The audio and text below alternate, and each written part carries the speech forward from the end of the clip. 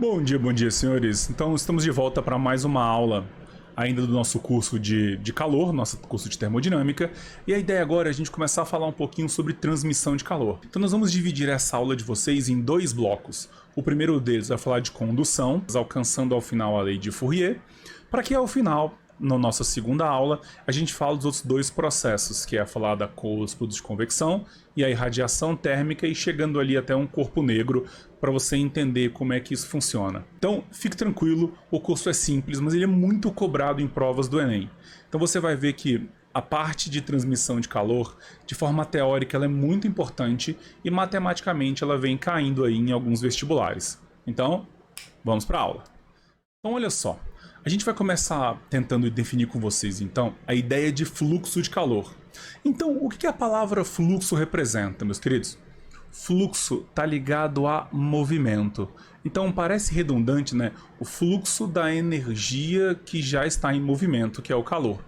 Mas o fluxo está mais relacionado a uma orientação de movimento energético. Então o fluxo ele representa para a gente o quanto de energia atravessa o meu sistema por unidade de tempo. Então olha só, imagina que nós temos um cubo aqui, onde uma parte do cubo está recebendo energia, então ele tem uma temperatura mais alta, e você tem uma outra parte com uma temperatura mais baixa. Como eu tenho uma diferença de temperatura, eu posso entender aqui, como a gente já viu na aula de calorimetria, e quando você vai entregando energia, as moléculas começam a aumentar a energia cinética, elas começam a vibrar mais, o primeiro efeito térmico é a dilatação, e essa colisão, essa relação intermolecular faz com que agora eu consiga identificar as próximas moléculas, e ao aproximar delas, ao identificar essa estrutura, eu transfiro energia. Então, a energia vai fluindo através do corpo. Então, a ideia do fluxo de calor, ela vai marcar, não importa como seja a forma, o quanto de energia vai fluir pelo meu sistema por certa unidade de tempo. Então, a gente vai utilizar a letra φ para falar de fluxo. Então, o nome dessa letrinha aqui é φ. Então, a letra φ, ela vai representar o quanto de energia atravessa o meu sistema por intervalo de tempo. A grande sacada aqui é que o φ parece muito com o conceito de potência, né? Se você pensar que potência é energia sobre tempo, a ideia do fluxo é muito parecida. Mas o fluxo, ele não leva em consideração quem é a fonte ou a velocidade com que a fonte entrega a energia. Na verdade, o fluxo só marca o quanto de energia que é transmitida ao sistema. Então, quando eu analiso a fonte igual à potência, é porque muitas vezes o meu sistema não consegue diferenciar se o calor está fluindo de uma extremidade para outra ou se ele está sendo produzido naquela extremidade e emanando para o ambiente. Não faz diferença. Então, o fato da energia estar sendo transmitida pelo tempo, na potência é uma produção ou entrega, no fluxo é uma transferência, um transporte. Então nós sabemos que o fluxo está associado à quantidade de energia que vai atravessar o meu sistema, que vai ser entregue no intervalo de tempo. Então qual seria uma unidade boa para fluxo? Simples, né? Se calor é energia, é caloria, eu posso dizer então que a unidade do fluxo é a razão entre a unidade de calor pela unidade de tempo, que pode ser calorias por segundo, joules por segundo, pode ser caloria, né, aquela quilocaloria por segundo, caloria por minuto, joule por hora, não importa. Mas no sistema internacional, a nossa unidade padrão, aqui ó, no SI, é o watt. Lembrando que watt é joule por segundo. Então entenda o seguinte, o fluxo de calor está associado a isso, a transferência. A energia está fluindo através ou com a matéria. Então, sempre que você cede calor a uma amostra, como o calor se comporta lá dentro, como ele faz com que o meu sistema dinamicamente transfira essa energia, é que a gente chama dos processos de transmissão, é onde o fluxo aparece. Então, quais são os processos de transmissão que a gente conhece? Então, ó, imagina que nós tenhamos aqui uma fonte de calor, você percebe que nós temos a madeirinha, as chamas e essa área amarela aqui dando a interpretação do campo de temperatura. Lembra o nosso conceito de campo? Então, se você se lembra, o nosso conceito de campo é uma interferência de alguma fonte com o meio. Então eu posso dizer que isso aqui é uma fonte térmica? Pode. Posso dizer que ela interfere no meio à sua volta, dando a ele propriedades que antes dessa chama estar, ela não possuía? Então essa alteração das propriedades, ela está relacionada à existência do campo. Então o campo marca para a gente o alcance dessa interferência. Então como é que esse meu sistema interfere? Primeiro, ele pode aquecer a amostra de ar à sua volta, fazer com que o ar ganhe energia e comece a subir. Então, o movimento da matéria aquecida em direção a uma região mais fria, percebendo aqui pelas mãos, ó, nós chamamos de convecção. O fato dele aquecer um objeto sólido e aumentar a vibração da molécula, e essa vibração percorrer todo o objeto até que todo ele fique à mesma temperatura, chamamos de condução. E o fato de você receber energia não por condução, não por convecção, mas por emissão de radiação na faixa do infravermelho, nós chamamos de irradiação. Esses são os 3 processos encontrados na natureza para a transmissão de energia de origem térmica. E a gente vai estudar cada um deles de maneira mais detalhada, começando pela condução. Então vamos conversar um pouquinho sobre a condução térmica do material. Quando a gente fala de condução, o que a gente tem que entender? Como é que isso funciona? Então, olha só, imagina que você esteja aqui no nosso sisteminha entregando energia, certo? Então, nós temos o calor fluindo aqui para essa extremidade que está a uma temperatura mais alta. Você percebe que se essa extremidade está com a temperatura mais alta, as suas moléculas estão vibrando muito mais do que as moléculas que estão próximas a ela, que obrigatoriamente estão vibrando muito menos do que as moléculas próximas à extremidade mais fria, distantes da fonte de calor. Então, como é que funciona a energia passando através da condução? Então, a condução acontece por colisões. Então, nós temos aqui, literalmente, colisões do ponto de vista macroscópico. Então a gente entende que uma molécula está colidindo com a outra e essa colisão faz com que haja transferência de energia. Então você precisa de um meio material para que isso aconteça. Mas olha só, vamos pensar do ponto de vista microscópico. As moléculas estão presas na sua estrutura, elas têm uma liberdade de movimento no sólido que não é grande e ela efetivamente não colide com as moléculas que estão à sua volta. Na verdade, elas adquirem energia cinética, aumentam a sua vibração, elas vão começando então a perturbar as moléculas adjacentes. Essa perturbação das moléculas adjacentes faz com que ela seja percebida via aumento da energia potencial de interação. Então ela vai vibrando até que o seu campo de vibração pelos osciladores harmônicos comece a aumentar a vibração da molécula seguinte até que elas entrem em ressonância. Ou seja, elas vão vibrando a mesma frequência natural de vibração àquela nova temperatura. Então a energia é transferida por colisão ou na condução térmica por interação intermolecular no sólido. Porque imagina o seguinte, num gás ou num líquido ou num elemento mais fluido tipo plasma, a interação dessas moléculas não é tão grande. Não existe uma eficiência nessas trocas, porque elas se movem de forma muito aleatória. Então, quanto mais possibilidades de conexão de uma molécula com a outra, quanto mais proximidade intermolecular, mais fácil é esse contato, mais fácil é essa relação. O que significa isso? Então, eu tenho uma possibilidade maior de interação com essa molécula vizinha. Então você vai ter a energia fluindo por colisão ou por interação no sentido sempre da fonte ou da extremidade mais quente em direção à extremidade mais fria, procurando o quê? Procurando sempre o equilíbrio térmico. Então o equilíbrio térmico ele é justamente a situação na qual todo o meu sistema está em ressonância, todo o meu sistema está oscilando à mesma frequência base. O que significa isso? Ainda haverão trocas de energia por colisão, mas não teremos mais uma direção preferencial de movimento. E é essa a parte interessante. Não tendo mais uma direção preferencial, eu não tenho mais um fluxo ordenado de energia. Então, tenta lembrar o seguinte, que na condução, a energia acontece de maneira mais simples por colisão intermolecular, ou seja, uma molécula vai colidindo via choque mesmo, só que quando você analisa do ponto microscópico, você tem uma perturbação no equilíbrio via interação de energia potencial. Então você faz com que elas interajam mais, então eu vou interpretar essa interação como choque. O que é o nosso regime estacionário? O que a palavra estacionário lembra você? Devagar? Sim, mas a ideia do estacionário aqui é que a gente vai ter um fluxo de energia em intervalos de tempos iguais. O que significa isso?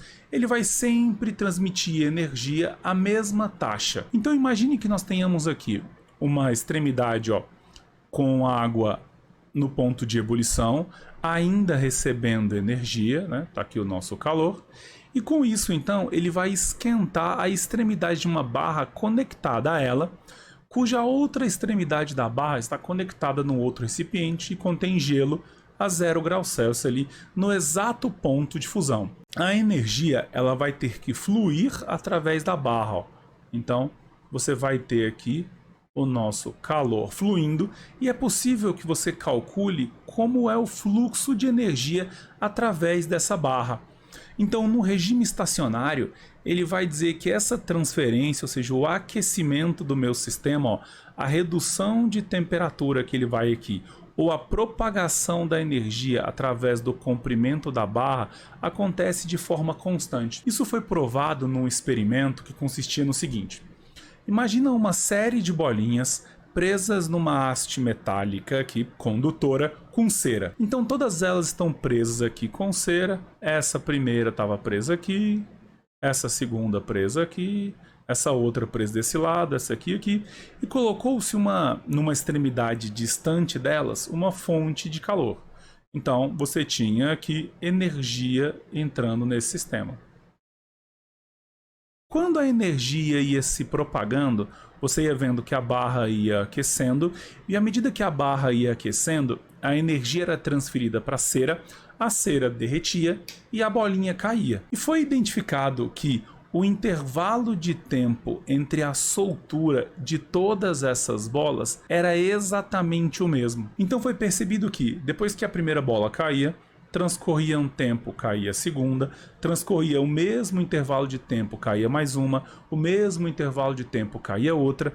Então foi entendido que o calor ele vai fluindo por colisão molécula a molécula e o tempo gasto para que essa transferência aconteça é fixo.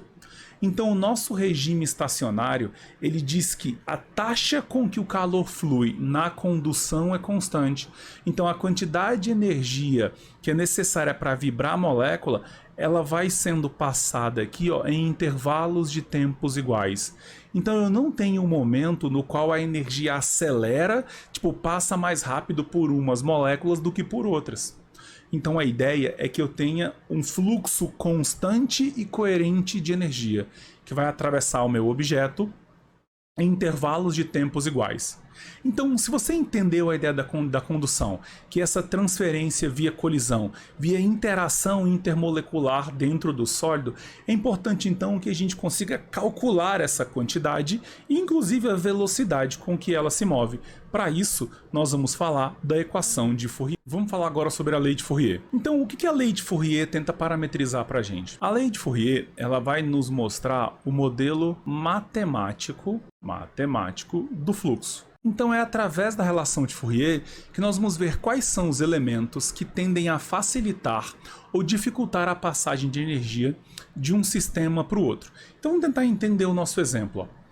Nós temos aqui uma região com uma fonte de calor, olha aqui a nossa fogueirinha, então eu posso dizer que essa região tem o que nós chamamos de temperatura quente, tudo bem? E do outro lado dessa parede, nós temos uma região cuja temperatura é fria, em que nós temos gelo. Então nós temos uma região mais quente, uma região mais fria E eu consigo dizer que o Δθ é a diferença de temperatura entre essas duas regiões. Você percebe que essa parede ela tem uma face em contato com a fonte quente e uma face em contato com a fonte fria? Eu posso dizer então que essa face em contato com a fonte quente está também a temperatura quente, porque depois de um certo tempo, essa região está em equilíbrio térmico e essa região aqui também. Então eu sei que essa face está a temperatura quente e essa face está a temperatura fria. Então, quando essa face começa a receber energia e aquecer, as suas moléculas começam a vibrar mais. E como a gente conversou na condução na imagem anterior, você percebe que quando essas moléculas começam a vibrar mais, elas são capazes de interagir com as moléculas vizinhas, que vão transmitir essa vibração molécula a molécula, uma a uma, em direção à outra face. Então eu vou ter a minha energia fluindo através da face, chegando em algum momento com que essa quantidade de gelo aqui comece a derreter, até que toda essa amostra entre no estado líquido e depois de um tempo muito longo, você tem essas duas extremidades à mesma temperatura. Possivelmente essa face com uma temperatura um pouco mais baixa, porque o fogo vai cessando, e essa aqui com uma temperatura mais alta, porque ela vai recebendo calor. Então a expectativa é que o calor tenda a fluir até que essas duas regiões encontrem o equilíbrio térmico. Como é que então que essa minha parede de separação entre as duas faces facilita ou dificulta a passagem? Primeiro, ela, por existir, ela é feita de um material. Então nós temos aqui esse nosso K. Esse K ele é chamado de constante de proporcionalidade ou condutibilidade térmica.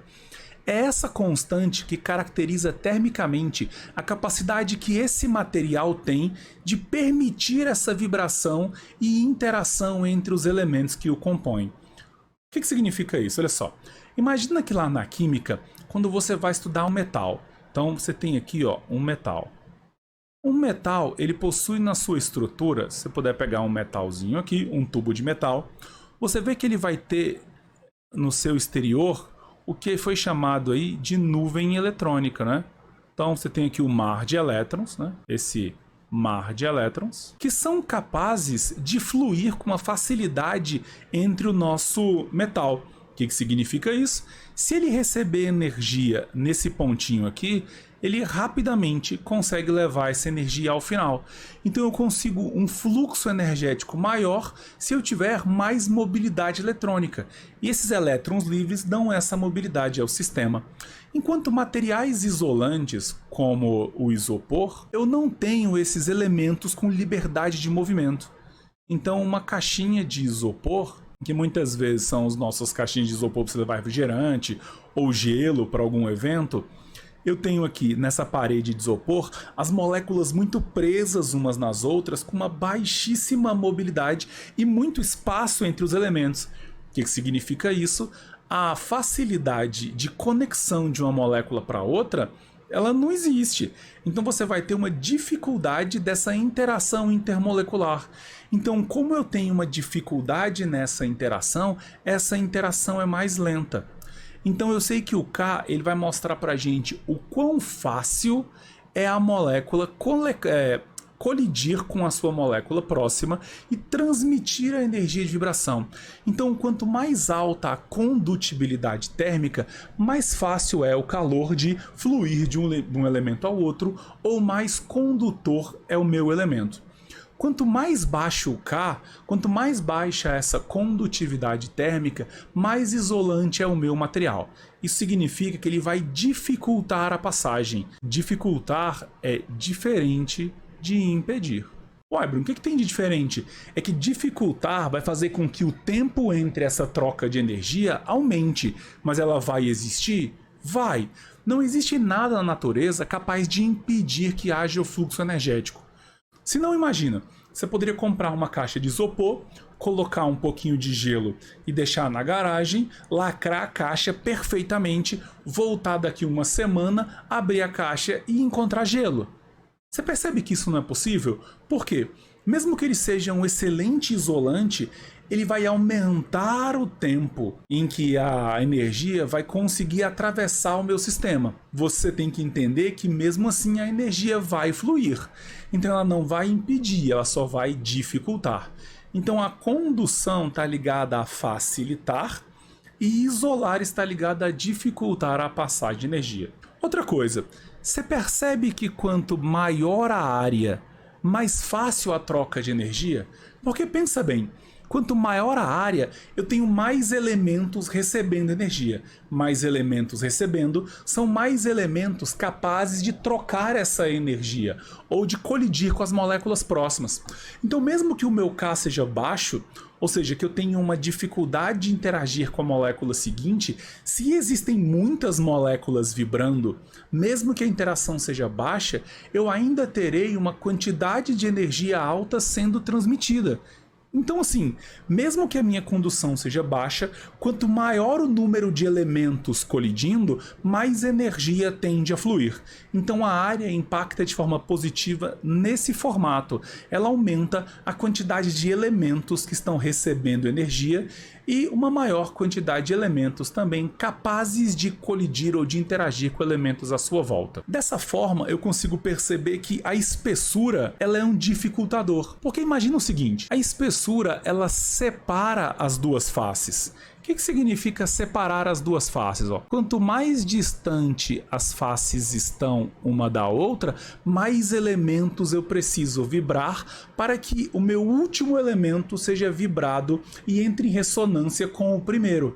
Então, quanto mais distante essa parede da outra, mais elementos eu preciso atravessar. Então é como se fosse uma corrida de barreiras. Imagina que se você tem uma corrida em que cada metro existe uma barreira. Então você vai ter 10 metros, 10 barreiras. Mas no intervalo entre esse metro e outro não existe barreira. Então eu ando sem barreira, 1 metro uma barreira, mais 1 metro sem barreira, uma barreira. E se eu tenho 2 metros, eu vou ter então 2 barreiras. 10 metros, 10 barreiras. 100 metros, 100 barreiras. Então imagina que quanto mais espesso é o meu objeto, mais elementos eu preciso vibrar para que essa energia flua. Então isso torna o fluxo mais lento. Lembra, pessoal? O nosso fluxo está associado ao tempo. Então, o nosso K ele é um parâmetro de tempo. Então, eu posso dizer que o K ele é um parâmetro ligado ao tempo. Quanto mais alto o K, menor o tempo para as moléculas colidirem. O A, ou seja, a área, não é um parâmetro de tempo. Ela é um parâmetro da quantidade de calor, porque quanto maior a área, mais elementos estão associados a receber essa energia, então eu aumento o calor que está fluindo. Dessa forma, a espessura é um parâmetro ligado ao tempo, porque quanto mais espesso, mais demora para o calor alcançar a outra face. O que significa isso? Mais lenta é essa passagem de energia. Falta para a gente entender como a diferença de temperatura influencia no sistema. Mas essa é a parte simples. A colisão não acontece por vibração, ela não acontece por conexão ou colisões entre as moléculas. Então imagina que eu tenha essa face muito aquecida. Então a molécula está vibrando feito louca, tipo vibrando, e essa molécula aqui, ela está a uma temperatura mais baixa. Então a sua vibração é menor. Se essa tem uma amplitude vibracional maior, essa uma amplitude menor, essa molécula ao vibrar vai facilmente encontrar essa.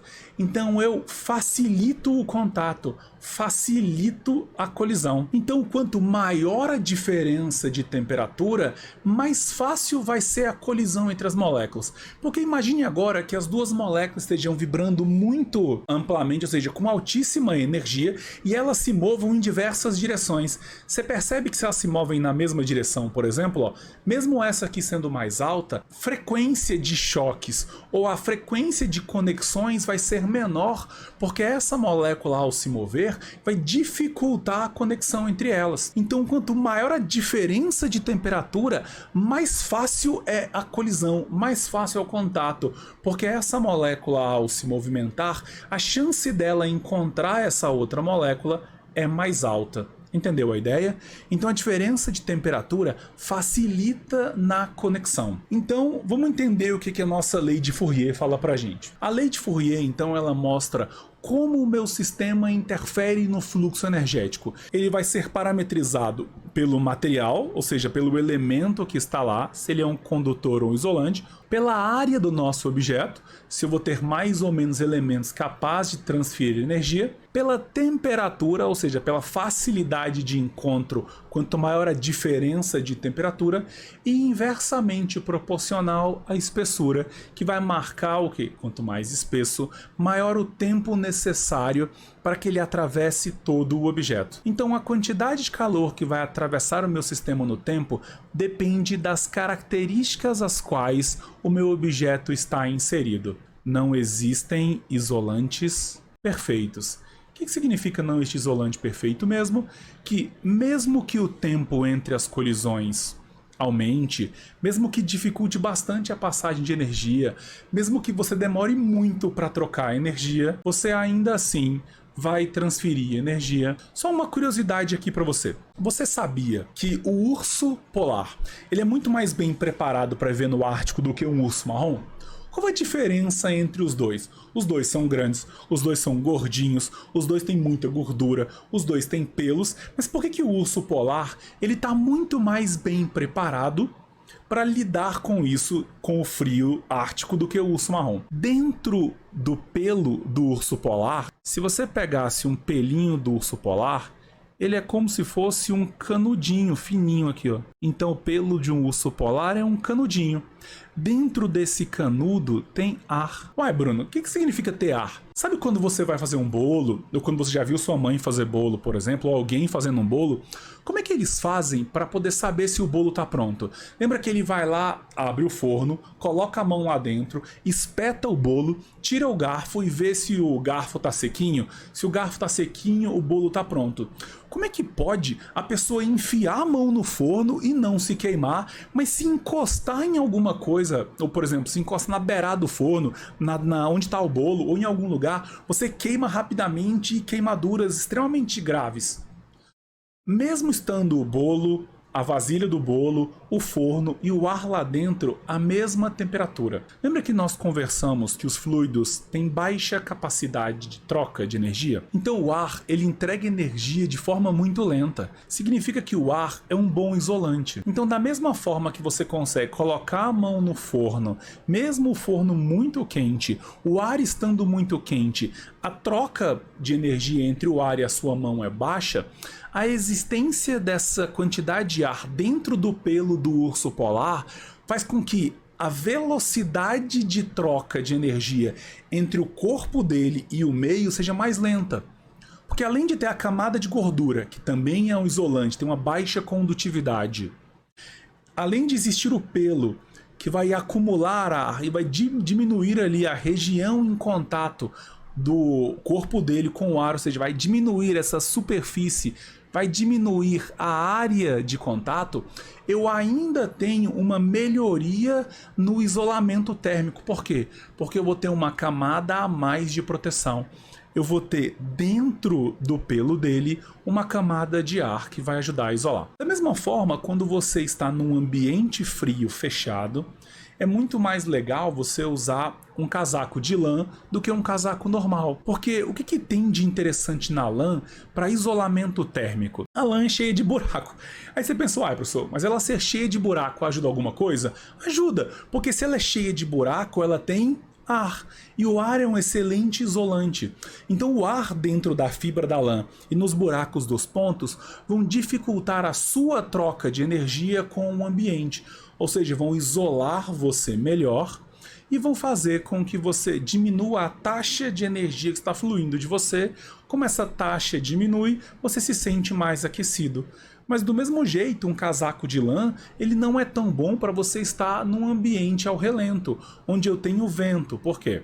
Porque quando o vento bater em você, ele vai retirar o ar de dentro da fibra, aumentando a velocidade das trocas, diminuindo a barreira. Então, muitas vezes, quando você está num ambiente muito frio, você até pode usar um casaco de lã, mas por baixo de outros casacos. Já viram que as proteções de quando você vai para neve ou para algum lugar, elas são cobertas de poliéster? Por quê? Porque o poliéster possui uma fibra muito pequena. Então, uma camada de poliéster faz com que você tenha uma baixa interação daqueles elementos com o ambiente externo. Então você coloca dentro dele camadas de material que acumulam ar e revestem com poliéster para diminuir o fluxo de ar, aumentando o meu sistema aquecido ou aumentando o isolante. Vamos resolver então uma questão do Enem que falava sobre a ideia de condução térmica usando a lei de Fourier. Então ele fala o seguinte, ó. O objetivo de recipientes isolantes térmicos é minimizar as trocas de calor com o ambiente externo. Essa troca de calor é proporcional à condutividade térmica K, à área interna das faces do recipiente, bem como a diferença de temperatura entre os ambientes externo e interno do recipiente, além de ser inversamente proporcional à espessura das faces. Então, na verdade, ele está falando aqui sobre a equação de Fourier. Então, o que a equação de Fourier fala para a gente? Equação de Fourier. A equação de Fourier diz que o fluxo de calor φ ele é igual a K, que é a condutividade, vezes a área, vezes a variação de temperatura, e é inversamente proporcional à espessura, como ele informou para a gente aí. Bem? Então vamos para a questão em si. Então, ó, a fim de avaliar a qualidade de dois recipientes, um A com 40, 40, 40 centímetros em todas as faces, um outro B 60, 40, 40, de faces de mesma espessura. Então, os dois objetos eles têm a mesma espessura. E ele fala o seguinte, um estudante compara suas condutividades térmicas A e B. Para isso, ele suspende dentro de cada recipiente blocos idênticos de gelo a 0 graus Celsius, de modo que suas superfícies estejam em contato apenas com o ar. Após um intervalo de tempo, ele abre os recipientes e, enquanto ambos ainda contêm um pouco de gelo, verifica-se que a massa de gelo que se fundiu no recipiente B foi o dobro da que se fundiu em A. Então, olha só. Como nós falamos aí durante a aula, nós sabemos também que o fluxo regula a quantidade de energia que entra no sistema. Então eu posso dizer que como houve mudança de estado e eles já estavam a 0 graus inicialmente, houve apenas o calor latente. Ou eu posso dizer que o nosso fluxo é m vezes L sobre ΔT, que foi o tempo necessário para gerar esse evento, tá bom? Como eu quero comparar os Ks, eu quero a razão entre eles, como é que eu isolo o K aqui? Então eu posso dizer que o K vai ser igual, no lugar do fluxo eu vou colocar m vezes L, certo? Então vai ficar m vezes L vezes a espessura dividido pela área, pela variação de temperatura e pelo intervalo de tempo que nós vamos precisar para que esse evento aconteça. Então, é essa relação matemática que a gente vai resolver. É a razão dessa equação para a amostra A e dessa equação para a amostra B, para que você tenha a comparação dos dois. Mas vamos lá. Como ele falou para a gente as áreas, é importante que você consiga diferenciá-las. Então, a área A é de uma figura que tem todos os lados com 40 centímetros. 40, 40, 40. Então a gente vai ter que somar a contribuição de área de toda a superfície desse objeto. Então eu tenho, como ele é um cubo, eu tenho 6 faces, né? Então eu tenho 6 faces, 40 por 40, certo? Então a área A nada mais é do que 9.600 centímetros quadrados, certo? Agora, se você pegar a área do nosso objeto B, você vai ter que agora, ele é um retângulo, certo? Também tridimensional, só que ele vai ter um lado 60, aqui 40 e aqui 40. Dessa forma, todos os lados em que eu tenho 60 e 40 vão ser áreas diferentes do que os outros dois de 40 por 40. Então eu tenho aqui uma contribuição de 4 lados 60 por 40, mais 2 lados 40 por 40. Tudo bem? Fechando o nosso cubo. Então, a área B vai ser algo em torno de 12.000. Opa, volta aqui. 12.800 centímetros quadrados. Tudo bem? Como é que a gente vai fazer agora para resolver esse exercício? Então, vamos lá. Como o exercício fala, eu quero a razão KA e KB. Então, ó, KA sobre KB.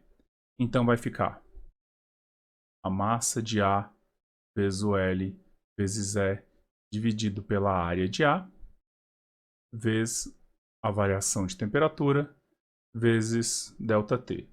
Tudo isso dividido por 2 vezes a massa de A, porque o B ele vai derreter o dobro da quantidade, vezes o L, né, já que é o mesmo para o gelo, a espessura é a mesma, a área B, a variação de temperatura e o ΔT.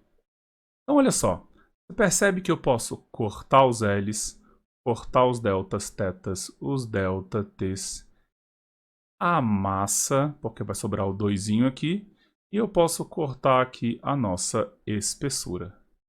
O que vai sobrar? Que KA sobre KB é exatamente igual a 1 sobre a área A dividido por 2 sobre a área B. Como isso aqui é uma divisão de frações, eu posso dizer que o KA sobre o KB é igual a 1 sobre, quanto é que vale a área? 9.600 vezes 2. Aqui em cima, como é a divisão de fração, vezes 12.800. Então vai ficar 12.800 dividido por 2 vezes 9.600. Isso aqui, pessoal, dá aproximadamente KA sobre KB 0,66 dízima periódica ou 0,67. Marca pra gente aí, por favor, a letra B.